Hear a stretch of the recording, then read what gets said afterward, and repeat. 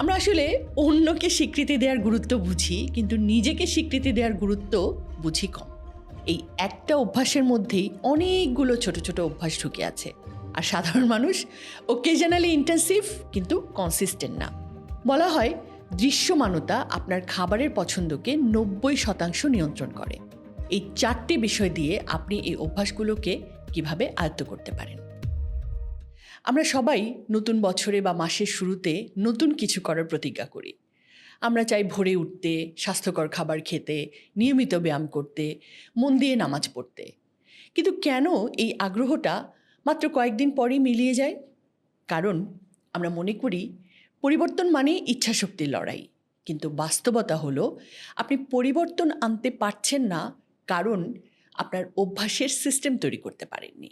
আজ আমি হ্যাবিটের ব্যাপারে বিশ্বের সবচেয়ে জনপ্রিয় বই অ্যাটমিক হ্যাবিটসের 4টি রুল শেয়ার করব, যা আপনার মস্তিষ্ককে আপনার শত্রুর বদলে মিত্র বানিয়ে ফেলবে। আপনি যদি আপনার জীবনকে বদলে ফেলার গোপন কোডটি খুঁজতে চান, তবে এই ভিডিওটি শেষ পর্যন্ত দেখুন।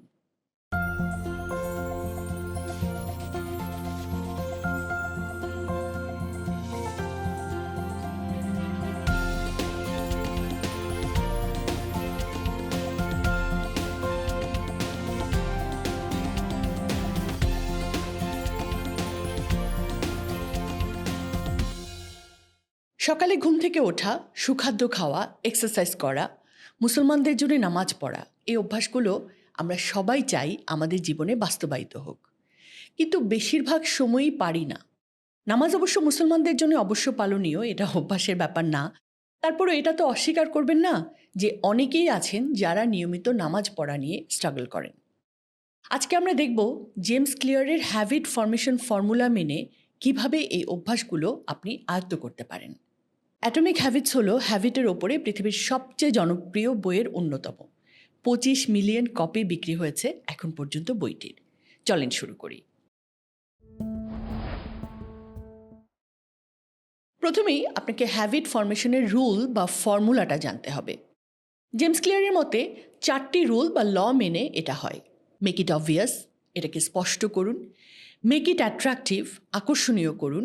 মেক ইট ইজি, সহজ করুন। মেক ইট স্যাটিসফ্যাক্টরি, এটাকে সন্তোষজনক করে তুলুন। যে কোনো হ্যাবিট হোক, আপনি যদি এই 4টি বিষয়কে মাথায় রাখেন, সেটা আপনি আয়ত্ত করতে পারবেনই। আমরা এখন একটা একটা করে হ্যাবিটকে নিয়ে দেখব এই 4টি বিষয় দিয়ে আপনি এই অভ্যাসগুলোকে কিভাবে আয়ত্ত করতে পারেন। আমরা অনেকেই বলি সকালে উঠবো, ফজরে নামাজ পড়বো, কোরআন পড়বো, মেডিটেশন করব, বা হাঁটতে যাব, বা নিজের জন্যে কিছু কাজ করব। 2 দিন উঠি, 3 দিনের বেলায় এমন কিছু একটা আসে যে ঘুমাতেই যাচ্ছি রাত 2টোয় 3টায়, হলো না আর ফজরে ওঠা। পরদিন না, পরদিনও হলো না, পরের 15 দিনেও আর হলো না। কেন এটা হয় জানেন? কারণ আপনি হ্যাবিট ফরমেশনের ফর্মুলাতে ফেলতে পারেননি এই অভ্যাসটাকে। হ্যাবিট ফরমেশনের ফর্মুলাটা কিভাবে খাটবে এখানে? প্রথমেই হচ্ছে মেক ইট অবভিয়াস, সংকেতকে স্পষ্ট করুন। আপনার অ্যালার্ম ঘড়ি বা ফোনটা ঘাটের পাশে না রেখে ঘরের অন্য প্রান্তে বা একটু দূরে রাখুন। এতে এটাকে বন্ধ করার জন্য আপনাকে বিছানা ছাড়তে হবে, ঘুমের রেশটা দূর হতে সাহায্য হবে। আপনার পরিবেশকে এমনভাবে সাজান যে ঘুম ভাঙার পর প্রথম যা দেখবেন তা যেন আপনাকে সক্রিয় করে। যেমন পর্দাটা একটু খোলা রাখুন, যাতে ভোরের আলো ঢুকে আপনাকে আপনার যে দেহ ঘড়ি বা সার্কাডিয়ান রিদম এটাকে জাগিয়ে দেয়। 2 হচ্ছে মেক ইট অ্যাট্রাকটিভ। ঘুম থেকে ওঠার কাজটা যেহেতু খুব আনন্দের না, এর সাথে এমন কিছু একটা যুক্ত করুন যাতে ঘুম থেকে ওঠাটাকে আপনি আনন্দদায়ক কাজ হিসেবে ভাবতে পারেন। যেমন ঠিক করুন ভোরবেলা ঘুম থেকে উঠলে আপনি এমন কিছু করবেন যা আপনি পছন্দ করেন। 1 কাপ কফি খেতে পারেন, অবশ্য ঘুম থেকে ওঠার 1.5 ঘন্টার মধ্যে কফি খেতে নিষেধ করেন ঘুম বিজ্ঞানীরা। 10 মিনিট প্রিয় কোনো বই পড়তে পারেন, মর্নিং ওয়াকের জন্য সুন্দর কোনো প্রাকৃতিক পরিবেশে চলে যেতে পারেন। মানে সকালকে শাস্তির মতো না ভেবে এটাকে নিজের জন্য মি টাইম বা নিজেকে সময় দেওয়ার সময় হিসেবে কল্পনা করুন। সকালে ওঠার সাথে আপনি যখন একটা পুরস্কার যুক্ত করবেন, আপনার মস্তিষ্ক আপনাকে তা করতে প্রলুব্ধ করবে। 3 হচ্ছে মেক ইট ইজি বা সহজ করা। শুরুটা হবে একদম ছোট ও সহজ। যেমন আপনি এখন নিয়মিত ঘুমান রাত 1টায়, 1:30টায়, 2টোয়। আজকে যদি প্রতিজ্ঞা করেন 10টায় ঘুমিয়ে 5টায় উঠবেন, হবে না, আপনার ঘুমিয়ে আসবে না। তো কি করেন? আজকে 15 মিনিট আগে ঘুমাবার চেষ্টা করেন। মানে আপনি যদি এতদিন রাত 1:30টায় বা 2টোয় ঘুমিয়ে অভ্যস্ত থাকেন, তাহলে আজকে 1:15 বা 1:45 ঘুমোতে যান। কোনো চাপ নেই, খুব আস্তে ধীরে সইয়ে সইয়ে। ঘুমানোর আগে পরের দিনের প্রস্তুতি গুছিয়ে রাখুন। যেমন ব্যায়ামের পোশাক হাতের কাছে রাখুন বা পড়ার টেবিল গুছিয়ে রাখুন। মানে লক্ষ্য হবে সকালে ওঠার কাজটাকে যতটা সম্ভব ফ্রিকশনলেস বা সহজ করে তোলা। 4 হচ্ছে মেক ইট স্যাটিসফাইং বা তৃপ্তিদায়ক করে তোলা। অভ্যাসকে ধরে রাখার জন্যে অভ্যাসের কাজটা তৃপ্তিকর বা সন্তোষজনক হওয়া প্রয়োজন। আর এই তৃপ্তি বা সন্তোষ আসতে হবে অভ্যাসের কাজটা হওয়ার পর। যেমন ফজরে ওঠার কাজটা যদি আপনি সফলভাবে করতে পারেন, তাহলে নিজেকে একটা স্বীকৃতি দিন। আমরা আসলে অন্যকে স্বীকৃতি দেওয়ার গুরুত্ব বুঝি, কিন্তু নিজেকে স্বীকৃতি দেওয়ার গুরুত্ব বুঝি কম। বলবেন নিজেকে স্বীকৃতি এটা আবার কিভাবে দেব? খুব সহজ। মানে এটা যে একটা ভালো অর্জন হয়েছে, নিজেকে এটার জন্য আপনি একটা থ্যাঙ্কস দিন। যেদিন ভোরে উঠবেন ক্যালেন্ডারে একটা বড় ক্রস চিহ্ন দিন, আপনার মস্তিষ্কে তৃপ্তির বোধ তৈরি করবে। আমি আমার ল্যাপটপে একটা ওয়ার্ড ফাইল তৈরি করেছি। আমি যে অভ্যাসগুলো করতে চাই সবগুলো সেখানে একটা টেবুলার ফরম্যাটে রাখা আছে। ভোর 5টায় উঠেছি কিনা এই ঘরে যখন টিক দিই তখন তো ভালো লাগে। এছাড়া স্বীকৃতিস্বরূপ আপনি আরও কিছু ব্যবস্থা করতে পারেন। জেমস ক্লিয়ার হ্যাবিট ট্র্যাকার অ্যাপের কথা বলেছেন। আমি ব্যবহার করিনি, তবে আমি আরও কিছু গুরুত্বপূর্ণ মানুষের কাছে ওটার কথা শুনেছি। এটা করে দেখতে পারেন। সুখাদ্য খাওয়ার অভ্যাসটা আসলে এত সহজ অভ্যাস নয়। মানে এই একটা অভ্যাসের মধ্যেই অনেকগুলো ছোট ছোট অভ্যাস ঢুকে আছে। যেমন আমি যখন ডাক্তার মনিরুজ্জামানের কাছ থেকে ডায়েট চার্ট নিয়ে এলাম, দেখলাম হি আল্লাহ, এ সমস্ত খাবার তো আমার বাসায় প্রতিদিন বাজারও হয় না, রান্নাও হয় না। একদম আলাদা ধরনের খাবার দাবার। এগুলো বাজার করতে আবার আমার নিজেকেই বাজারে যেতে হবে। কিছু কিছু জিনিস আবার সব বাজারে পাওয়াও যায় না, বিশেষ কিছু বাজারে পাওয়া যায়। তারপর ধরুন রান্না করা, কিছু রান্না চুলোর চেয়ে রাইস কুকার বা ওয়াটার হিটার হলে ভালো হয়, সেগুলো কেনা। এগুলোর জন্য লাগলো আরও কিছু মাস। এরপর রান্নাটা কে করবে? আমি রান্না পারি না, শিখলাম ইউটিউব থেকে। কিন্তু সব দিন তো করা হয় না, ব্যস্ততা যেদিন আসে সেদিন রান্না তো পড়ে, খাওয়াই হয়তো হয় না। তারপর আবার রান্নার পর থালাবাটি হাঁড়িকুড়ি পরিষ্কার করা, গুছিয়ে রাখা। মানে আমি সমস্যা দিয়ে ভারাক্রান্ত করছি না, বলছি এই একটা কাজের ভেতরে যে এতগুলো কাজ লুকিয়ে ছিল সেটা তো আগে বুঝিনি। যদি বুঝতাম তাহলে প্রথমত অস্থির হতাম না। কারণ মনির ভাইয়ের সাথে দেখা হলেই তিনি বলতেন, কি আপা শুরু করবেন কবে? আর আমি অনুশোচনায় ভুগতাম। ইস, সামান্য একটা কাজ, এটাই পারছি না। অথচ এটা সামান্য কাজ না, অনেক কাজ। অ্যাডমিট ইট। অ্যাডমিট করলে স্ট্রেসটা কমে যাবে। তো এবার চলেন আমরা এটাকে হ্যাবিটের যে 4 ফর্মুলা সেটাতে ফেলি। মেক ইট অবভিয়াস, চোখের সামনে রাখুন। আপনার রান্নাঘর বা ফ্রিজের প্রথম সারিতে স্বাস্থ্যকর খাবার রাখুন। ফলের ঝুড়িটি ডাইনিং টেবিলের মাঝখানে রাখুন, যাতে চোখে পড়লেই খাওয়ার ইচ্ছা জাগে। আর অস্বাস্থ্যকর খাবারগুলো রান্নাঘরের এমন ক্যাবিনেটে রাখুন যেখানে সহজে হাত যায় না। আমার খেজুর খেতে ভালো লাগতো না, কিন্তু খেজুর তো খাওয়া উচিত। আমি কি করলাম, আমার পড়ার টেবিলের ওপর একদম দৃশ্যমান জায়গায় সুন্দর একটা বক্সে খেজুর রেখে দিলাম। মিড মর্নিং বা ইভিনিং স্ন্যাক্স হিসেবে খেজুর খাওয়া তখন একটা অভ্যাসে রূপান্তরিত হলো। বলা হয় দৃশ্যমানতা আপনার খাবারের পছন্দকে 90% নিয়ন্ত্রণ করে। আবার কিছু বাদাম এনেছিলাম, ভালো দামি বাদাম। সুন্দরভাবে গুছিয়ে এমন কোথাও রেখেছিলাম যে একদিন উবু হয়ে ডেস্কে নেমে দেখি পুরো বাদামে ছাতা ধরে গেছে। মেক ইট অ্যাট্রাকটিভ, আকর্ষণীয় করে তুলুন। স্বাস্থ্যকর খাবার শুনলেই আমাদের বিস্বাদ অরুচিকর খাবারের দৃশ্য ভেসে ওঠে চোখের সামনে। ব্যাপারটা তো তা না।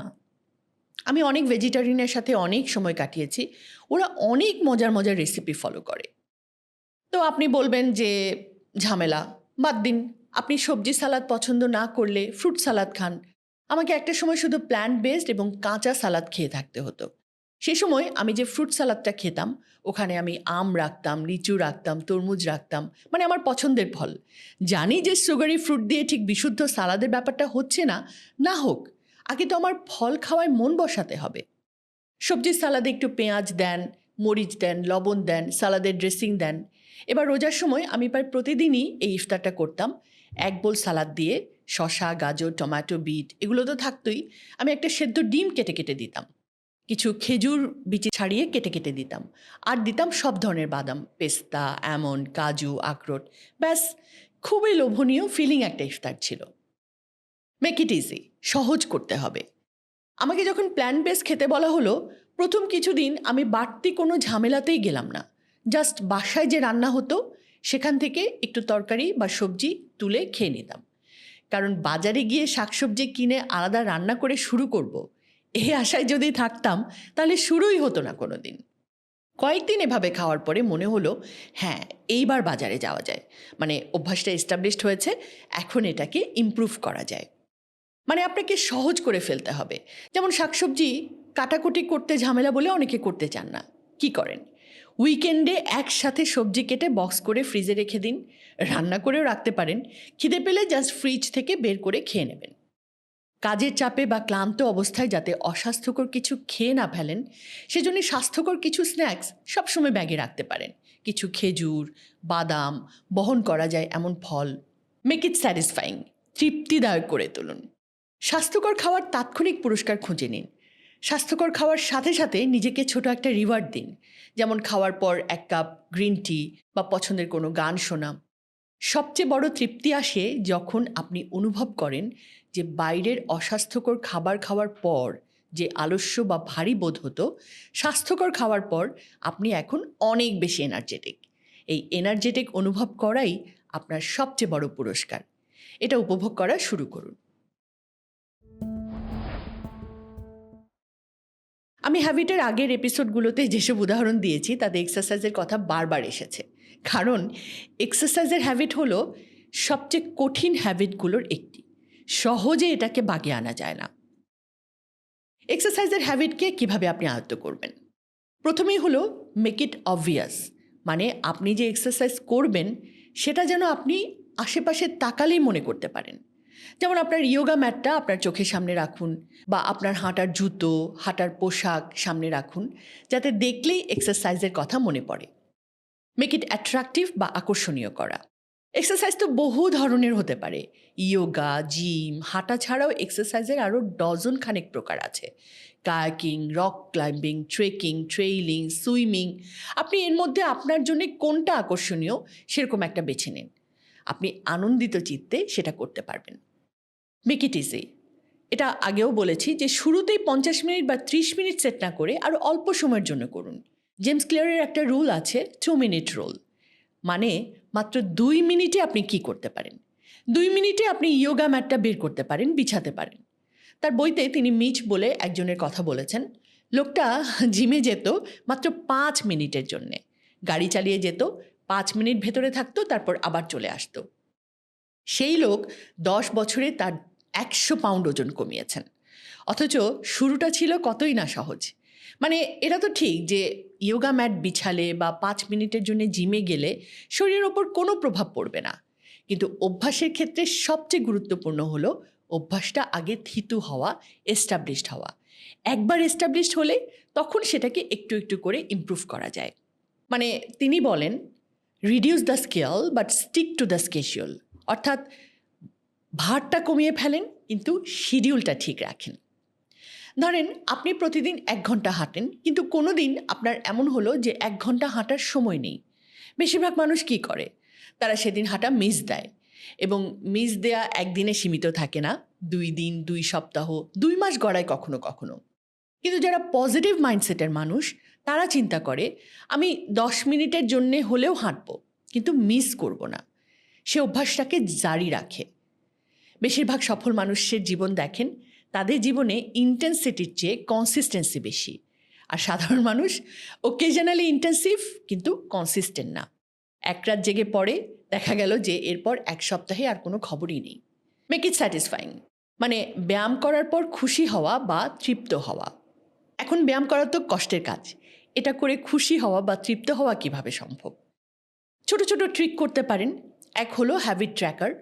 আপনি যে ব্যায়াম করেছেন এটাকে ক্যালেন্ডারে ক্রস দিন। এটা আপনার মস্তিষ্কে একটা তাৎক্ষণিক সাফল্যের অনুভূতি দেয়। ব্যায়াম শেষ করার পর এমন কিছু করুন যা আপনি উপভোগ করেন।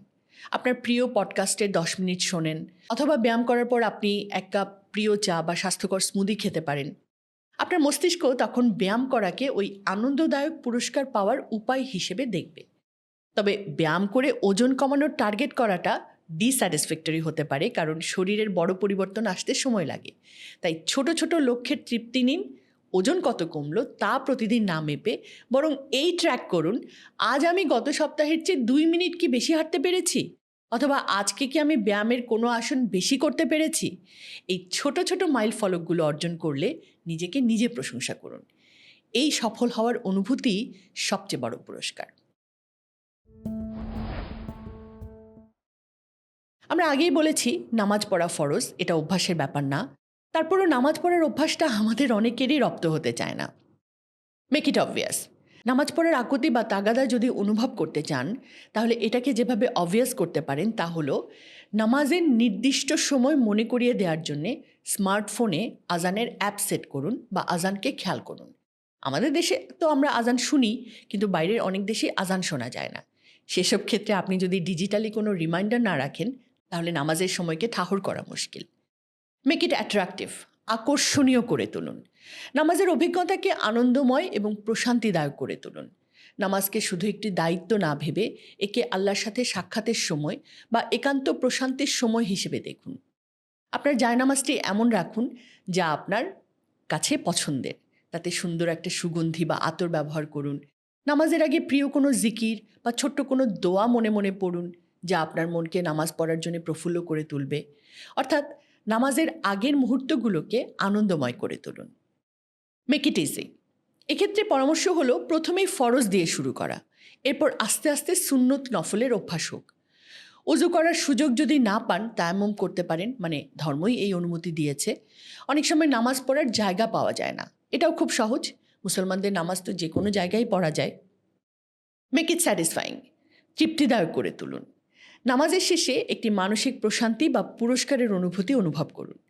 নামাজ শেষে নিজের ওপর সন্তুষ্ট হওয়াটাই সবচেয়ে বড় পুরস্কার। এটি একটি হ্যাবিট ট্র্যাকারের মতো কাজ করে। নামাজ শেষ করে যখন আপনি নিজেকে শান্ত অনুভব করেন, সেই অনুভূতিটি আপনার মস্তিষ্কের জন্য রিওয়ার্ড। দিনের শেষে হিসেব করুন, আজ আপনি কয়টি ওয়াক্ত নামাজ সময় মতো পড়তে পেরেছেন। যখনই আপনি পূর্ণ করবেন, মনে মনে আল্লাহর কাছে কৃতজ্ঞতা জানান। এই কৃতজ্ঞতা বা সাকসেস বোধ আপনাকে পরের ওয়াক্তের নামাজটি পড়ার জন্যে নতুন শক্তি দেবে। যে 4টি ভিন্ন অভ্যাসের কথা আমরা এখন জানলাম, সকালে ওঠা, খাওয়া, ব্যায়াম এবং নামাজ, এই 4টির মধ্যে কোন অভ্যাসটি আপনি গত অনেক দিন ধরে করার চেষ্টা করছেন কিন্তু পারছেন না? কমেন্ট বক্সে সেটি লিখে জানান। আপনার এই লেখাটি হতে পারে আপনার হ্যাবিট ফরমেশনের প্রথম পদক্ষেপ। আর মনে রাখবেন, বড় পরিবর্তনের চেয়ে গুরুত্বপূর্ণ হলো প্রতিদিনের ছোট জয়।